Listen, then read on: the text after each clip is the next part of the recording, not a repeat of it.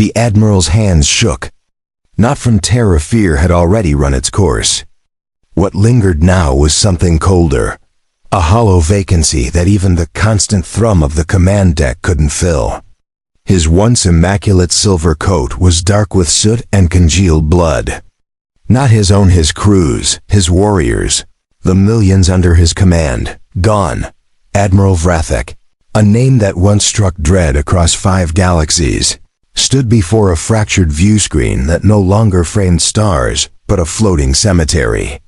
Warships drifted, torn open like split fruit. Blazes still licked the carcasses of flagships.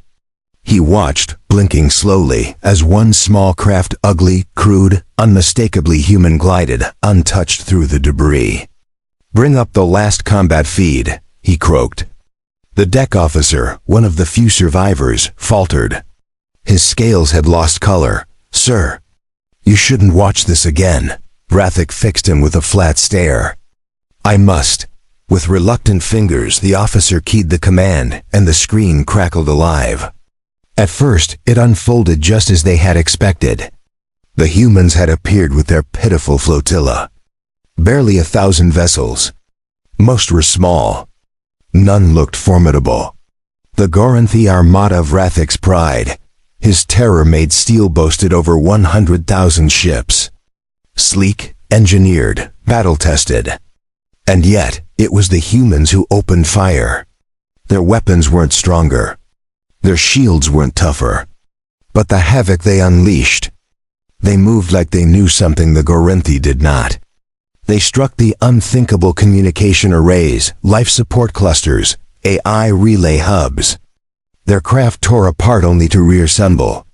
One deliberately rammed a reactor core, taking 7 cruisers in its death. No discipline, no formation, only sheer insanity. "Pause." Vrathek rasped. The screen froze on a human commander's face, blood streaking his brow. He was grinning, smiling as his vessel burned. What kind of race smiles while dying? No one spoke. Behind him, his crew slumped lifeless in their stations, veterans of countless wars, silent now. He hadn't even said farewell. They should have been defeated, Vrathek murmured to himself. "We had the numbers. The technology, everything." The officer swallowed hard. "We misjudged them, sir." The admiral turned slowly. Misjudged? The word curdled in his mouth. Pathetic. This wasn't miscalculation. This was obliteration. The humans hadn't simply won. They had dismantled them, mind, body, spirit. And now they sent a message. The console pinned, a transmission. From the human vessel drifting beyond the wreck. No encryption. Wide open. Arrogant bastards. "Put it through," Vrathek rasped. The display flared to life, showing a woman mid-40s, graying hair, her uniform scorched and torn.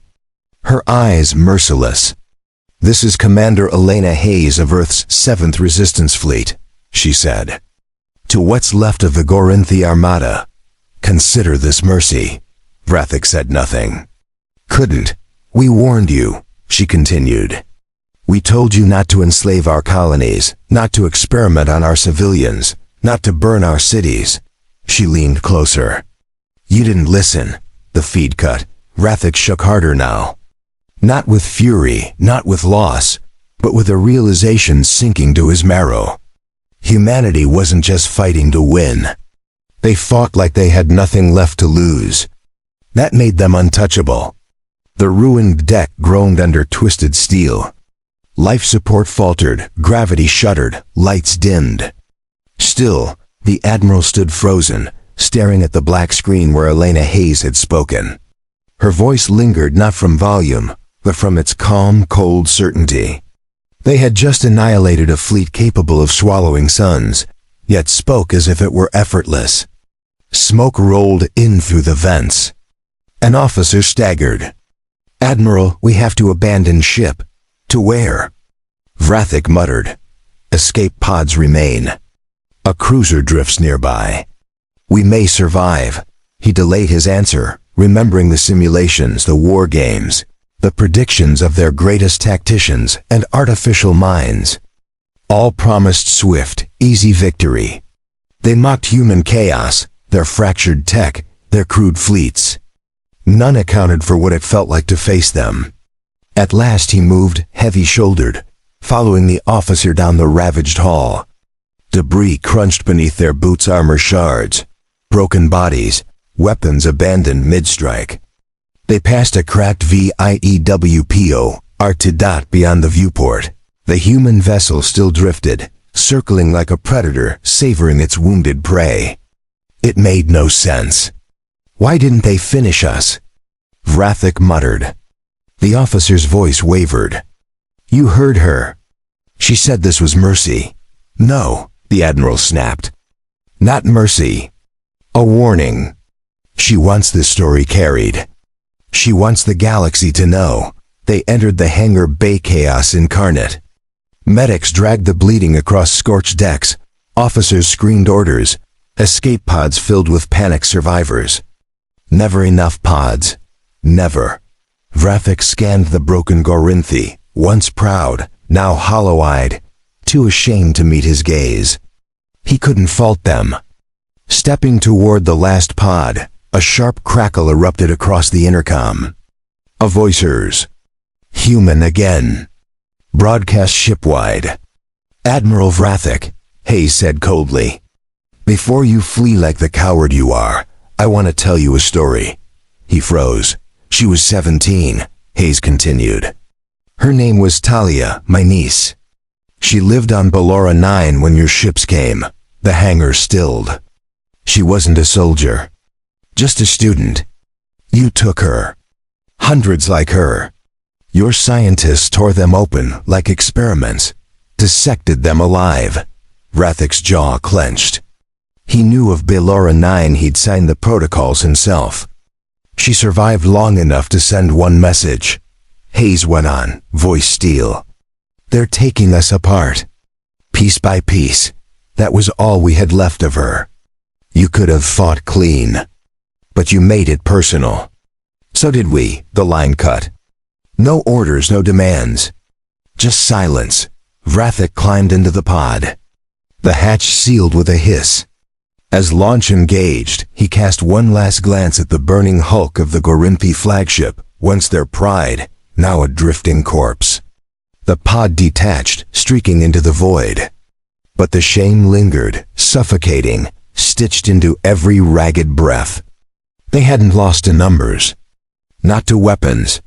They'd lost to memory. To vengeance. To the simple truth. Torment something fragile long enough, and it learns to bite back. Humanity had bitten back and hadn't stopped at the hand. They'd taken the whole arm. The pod glided through the starless dark like a coffin. Inside, Admiral Vrathic sat hunched, arms clutching his knees, eyes empty. The eye flickered, droning status reports, but he barely heard. His thoughts looped endlessly: fire, screams, the grin of dying humans who refused to break, the look in the human commander's eyes as she smiled through the flames. He had led over 100,000 ships and not just lost, but been humiliated. The pod jolted as it latched onto a crippled Ginthi cruiser, one of the few survivors. When the door hissed open, he was met by a pair of medics who didn't salute, didn't speak. They just looked at him like he was one of the wounded. Maybe he was. The corridors of the cruiser were dim, flickering. Makeshift triage zones lined the walls, and everywhere he walked, he passed rows of soldiers missing limbs. Eyes hoped that there were no victory songs, no angry vows of revenge, just whispers, fragments of disbelief. They shouldn't have beaten us. How did we not see it coming? Are they even human? He tried to ignore it. He made his way to what was left of Thecaman Center, where only 2 officers remained functional. They stood when he entered, not out of respect, but fear. One of them, a younger tactician named Kelzer, cleared his throat. Admiral High Command is demanding a report. Tell them it was a tactical anomaly, Vrathic muttered. Tell them the humans employed suicidal tactics and exploited unexpected weaknesses. Kelzer blinked. Sir, with respect, no one's going to believe that. Frath looked up sharply. Are you questioning my word? I'm questioning reality. Kelzer snapped back, surprising even himself. They flew ships half our size. Their fleet was outnumbered 100 to 1. And we didn't lose a battle, Admiral. We lost a war in a single night. Frath said nothing. He couldn't argue with it. Kelzer continued, voice trembling now. They knew us, sir. They knew how we think, how we fight. They disabled our command relays before we even launched missiles. They jammed our targeting systems using their undestroyed ships. They used their own dead as cover. They're not soldiers, Fiskand officer whispered. They're monsters. No, Vrathik said slowly. There's something worse. They're desperate, and that's what makes them so dangerous. The room fell silent again. Then the cruiser's comm system lit up with an alert. Incoming broadcast, unsecured channel, human frequency again. The crew froze. Play it, Admiral said grimly. Elena Hayes appeared once more. The background being her was different this time. Less worn, cleaner, a control room perhaps. She looked calm, like someone who had already accepted the next step. This message is for all surviving Gorinthi forces, she said. We know you're retreating. We know you're bleeding. And we know your leaders won't admit it, but you lest. She leaned forward. You're not the first empire to try and crush us. But let me ask you something. How many of them still exist? No one answered. Humanity is not special because we're strong. She said, we're special because we adapt. Every time we're broken, we come back sharper, meaner, hungrier. Then her voice darkened. And now you've made us very, very hungry. The screen blinked off. Frack stood slowly. She's right. The officers looked at him. She's not sending these messages for us. She's not trying to win a war. She's trying to rewrite what fear means. This is psychological warfare, and it's working. Kelzer swallowed. What do we do? The Admiral didn't answer because for the first time in his long decorated military life, he didn't know. He had trained to defeat armies, not ghosts. And right now, humanity wasn't just fighting back. They were haunting them. The silence in the command chamber stretched for long, agonizing minutes after the broadcast ended. No one dared speak. The image of Elena Hayes, her cold certainty, her deliberate techo of words, it lingered like a toxin in the air. Admiral Vraith felt a pulse behind his eyes. A pressure he hadn't known since his youth. The sensation of fear, not for his life, for his legacy. He had thought this war was about territory, resources, domination. But it wasn't. It had never been that simple. This was about revenge. The humans weren't just trying to survive. They wanted the Jinthi Empire to feel every ounce of suffering they'd endured. And judging by the burned-out fleets and shattered colonies, they were succeeding. Status on the nearest relay gate? Fratch Finali asked. Kelzer tapped at his console with shaking fingers. Gate 419 is functional. Budender sporadic assault. We lost contact with Gate 423 hours ago. Scans show no wreckage, just nothing. Nothing, the Admiral repeated. No debris, no signal, like it was never there. That made the hair-like tendrils on the back of Rothk's neck twitch. The humans were learning fast. The Ginthia Empire had prided itself on control, on the art of surveillance, on total visibility. But these humans, they thrived in the dark. They attacked from angles that shouldn't have existed. Used tactics no sane species would try. And worst of all, they didn't care if they died doing it. They cared more about the message. Sir, Kelzer said quietly, should we request reinforcements? Fratch stared at the dimly lit screen ahead of him. What waste point of reinforcements when morale was already shattered? When soldiers began questioning the very cause they were fighting for. He'd seen it in their eyes. The fear wasn't just of humans anymore. It was the fear of a shift, of the end of Gorinth's supremacy. "No," he said at last. "We won't request reinforcements." Kelzer blinked in surprise. "Sir, we'll return to the capital, deliver our report, face the High Command. If they still want to throw more fleets at Earth, they can do it knowing the truth." "And what truth is that?" "Thathi are not dealing with savages," Frathith said. "They're dealing with students of war, fast learners, creatures willing to burn themselves just to scar us." He turned to leave Thebridge, but paused at the doorway. "Begin repairs. Get us moving." As he looked through the corridor, the weight of leadership dragged behind him like chains. He passed a group of soldiers being treated for burns and plasma lacerations. One of them locked eyes with him. The soldier's face was half melted, but his expression was clear. "You did this to us." The shame nearly dropped him to his knees. Hours later, in the admiral's private quarters, he replayed old war footage.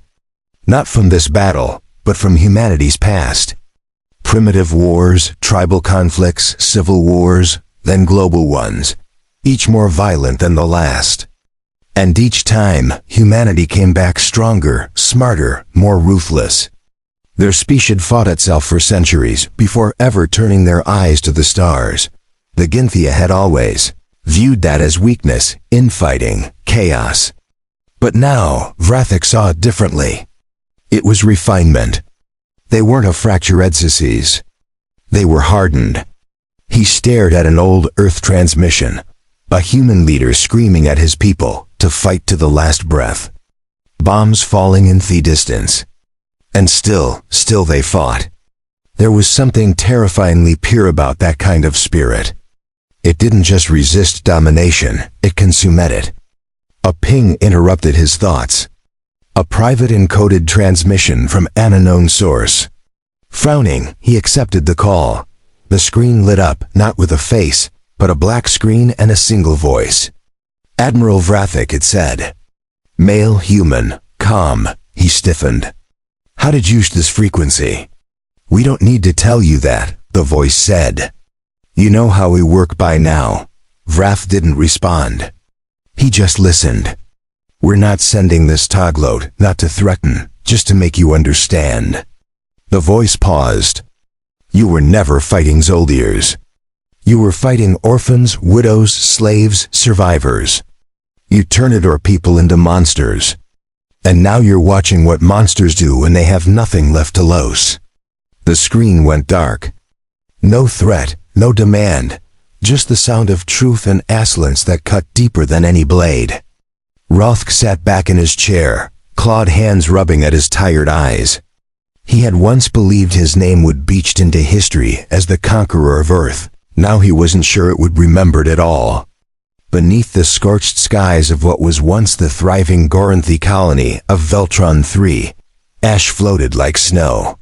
The land had been turned inside out, smoke rising from shattered towers, craters stretching for miles, and silence where once there had been the hum of industry and arrogance. In the heart of the wreckage, a human outpost had been established.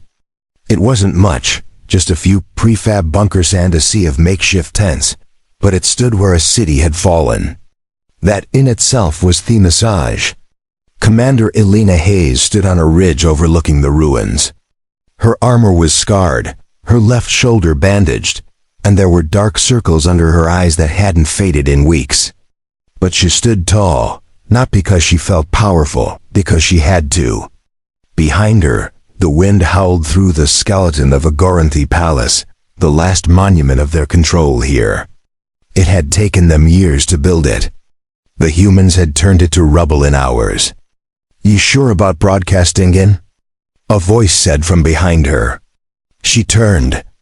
Lieutenant Milo Sandin, her comms officer, stood there with a cracked datapad under one arm. He was young, face still fresh with that edge of defiance that hadn't yet calcified into trauma. "They're listening," she replied simply. Mila frowned. "They're afraid. You can see it in their signals. Tight bursts in cryptedo hell. No coordination. They're panicking." "Good." She stepped into Theckerman's tent and keyed up the broadcast unit herself. This message wouldn't come from some polished studio or echo from a shiny command ship. No, it would come from the dirt, from the ashes, from the reality of war. The camera flickered to life, casting her face onto the feed. No helmet, no rank insignia, just a human bloodied and breathing. To the Ginthi High Command she began, voice steady. You sent fleets, armadas. You sent monsters in metal shells to break us. She paused. We broke first. That's true. You tore through our worlds, enslaved our people, and laughed while you did it. But here's something you never understood. She leaned in closer, her voice dropping like the quiet before a storm. When you break a human, we don't stay broken. We come back sharper. The feed ended without warning, just like the others. Let them sit with it. Let them choke on it. Back outside, Hayes walked through the camp. Around her, the so-called resistance was a patchwork of ex-miners, ex-farmers, escaped prisoners, rogue engineers. Some carried rifles welded from junk. Others were bits of stolen Garianthi armor over civilian clothes. And yet here they stood, holding a conquered alien planet. She stopped near the medic tent where a group of kids were helping clean bandages. One of them, no older than 10, was stitching up a soldier's arm with hands steadier than most grown men. Where'd you learn that? Hayes asked. The boy looked up at her with blank eyes. I watched them do it on my sister before they cut her open. Hayes froze. The soldier said nothing, just nodded at the boy and let him finish. This was the war now. No rules, no uniforms, just scars wearing human faces. Later that night, in the center off the camp, a fire was lit. Not for warmth, just something to stare at that didn't scream back. A former schoolteacher turned marksman, Ava Lennox, passed around food rations. She sat beside Hayes and sighed heavily. Think they'll retaliate for Veltron 3? Ava asked. They have to, Hayes replied. If they don't, their empire crumbles from fear, but if they do, they play right into our hands. Sounds like you want them to hit us. Again, Hayes took a long breath. I want them to overextend. I want them angry. I want them reckless. Ava looked at her. And what do you want, Elena? When this is over? I didn't answer for a long time. Her eyes stayed fixed on the flames. When I was 17, she said finally, I wanted to be a poet. Maybe open a bookstore, live near a lake, read old Earth books no one remembers. Ava blinked. And now I want their empire to rot in its own silence. She stood and walked away, her boots crunching through blackened dirt. Somewhere out there, Admiral Vrathic was alive. That wasn't a mistake. It was a strategy. Let the legend live with the shame. Let the mighty become the witnesses. Hayes looked up at the stars. She didn't know if Earth would ever be whole again. But she did know one thing. The Ginthi had awakened something they didn't understand. And now it was wide awake. The Ginthi capital, Tharsal Prime, was a world of cold precision and towering arrogance. Giant obsidian structures pierced the clouds like weapons aimed at heavens, and the sky itself was forever darkened by layers of industrial smoke, as if sunlight was unworthy of reaching their empire's heart. It was a planet designed to project power, control, fear. But lately something had changed. The people walked with unease, eyes flicked sideways in hushed paranoia.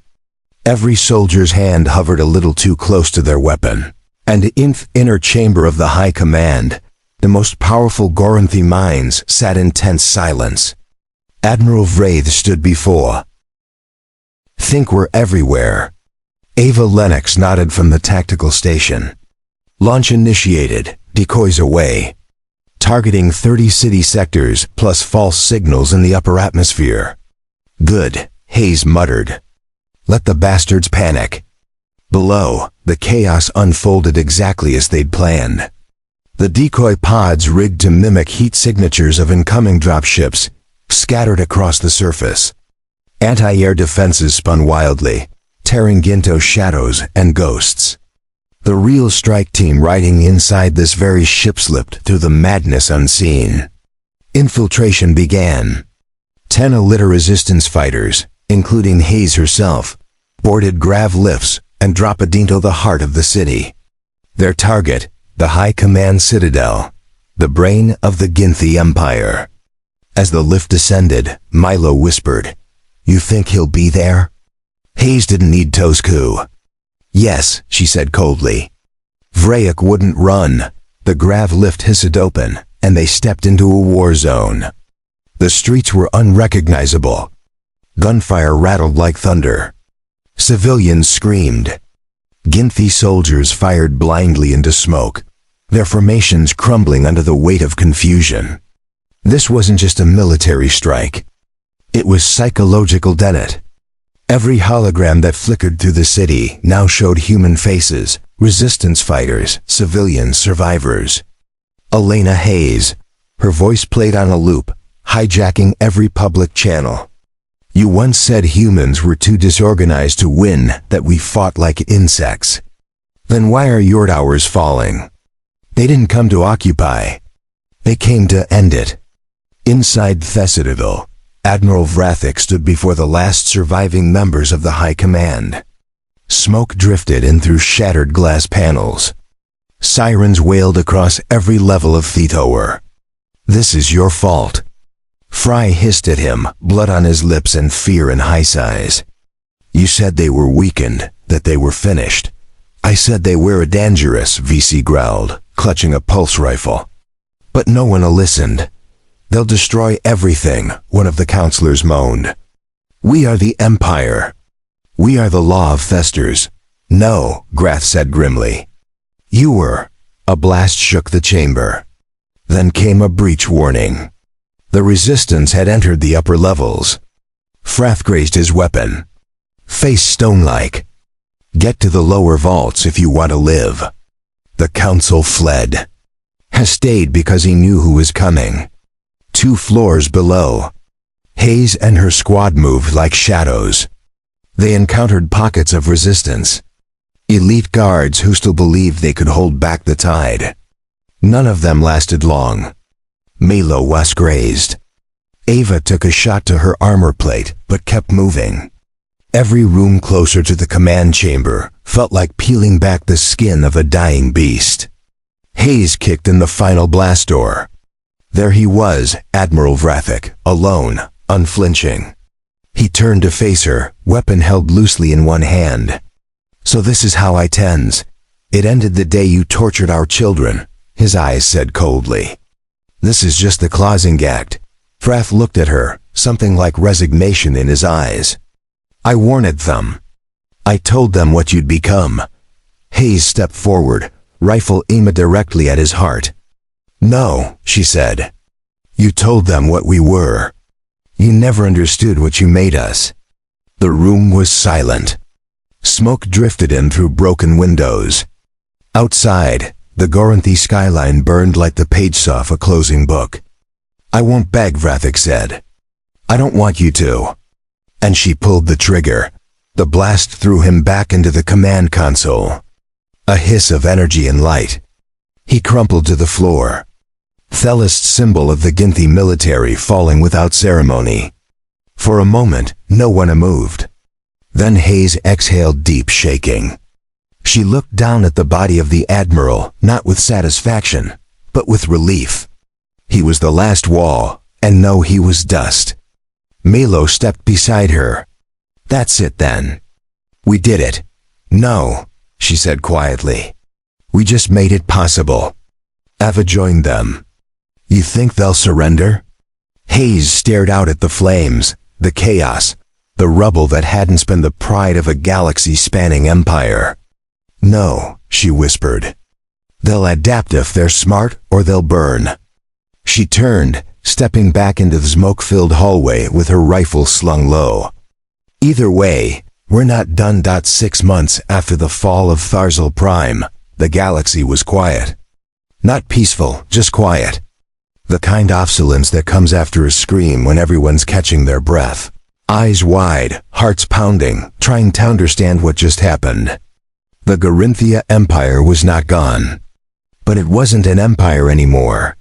What remained were splintered fleets, isolated governors, and scared generals holed up in bunkers, pretending they still ruled something.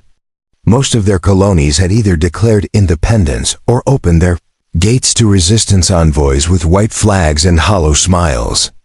And Earth, for the first time in generations, Earth was more than just a scarred planet trying to survive. It had become a symbol, a warning, a fire in the dark.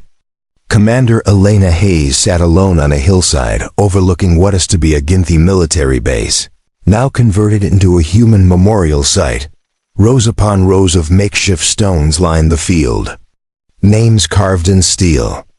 Some had real stories. Some were just guesses. So many had no bodies to bury. The wind rolled through the grass, carrying with it the smell of ash and fresh soil. A strange combination. She ran her fingers along one of the markers. It read, Talia Hayes, age 17. They're taking us apart piece by piece. Elena exhaled long, slow. She hadn't cried in months. Couldn't. The tears had dried up somewhere during the 5th planetary assault, or maybe when she'd killed Admiral Wraith with her own hands. Shouldn't regret it, but she wasn't proud either. That's what no one told you about winning. There's no parade, no music, just the weight. Behind her, the sound of footsteps on gravel. Didn't think you'd still be here, said Ava Lennox, her longtime second in command. I thought I'd feel something when it was over, Elena said without turning. Anything. Relief, rage, grief. But it's just empty. Ava sat beside her, arms restinged in her knees. That's the thing, isn't it? You fight for so long, you forget how to be anythingals. Silence. Then Ava spoke again. Milo's setting up the new Provisional Council. First elections in 2 months. Whole galaxy's watching Earth now. Elena snorted. God help them. You should run, Ava said. You earned it. I'm not a politician. No, but you're Samian they trust. Someone who didn't just burn the Empire down, but held the match steady. Elena shook her head. I didn't fight to lead. I fought so no one else would have to become me. Ava didn't push. She knew better. Word is, she said after a beat. The remaining Gwynthi enclaves are trying to form a coalition. They're scared, disorganized, but not stupid. Elena finally turned to look at her. You think they'll come back eventually? Ava nodded. Differentum, different uniforms, same arrogance. Elena stood up, brushing dirt from her knees. Her body still ached from wounds that hadn't healed right. Scar tissue reminded her with every step. Then we make sure the next generation knows how to finish what West started, she said. This time, without needing to set the galaxy on fire, the two of them walked back toward the transport shuttle in silence, passing more graves, more names. Along perimeter of the memorial field, children played. Human children, Gorinthi children, others, species unseen slaved by the Empire, now walking free. The Resistance hadn't just destroyed a government. They'd rewritten the story. Inside the shuttle, Milo sat at a comms panel, sorting through transmissions from newly liberated systems. He looked up when they entered. Galactic Council wants to make Earth the new central hub for diplomacy, he said, barely hiding his smirk. Guess burning down an empire makes you popular. Elena rolled her eyes. Let them build Statue Asif, it makes them feel better. Just keep their ships pointed away from us. He handed her a data pad. There's some thingles, a message. It came through last night, encrypted from a former Gorinthi officer. She raised a brow. A trap? Maybe, but the tone's different. He wants to talk. Says he remembers what you said before the final strike. Says maybe it's time to learn instead of conquer. Elena stared at the screen for a long time. Then she handed it back without a word. Not now, later. Right now the galaxy didn't need a hero. It didn't need a savior. It needed time. Time to remember. Time to build. Time to grow into something better than what came before.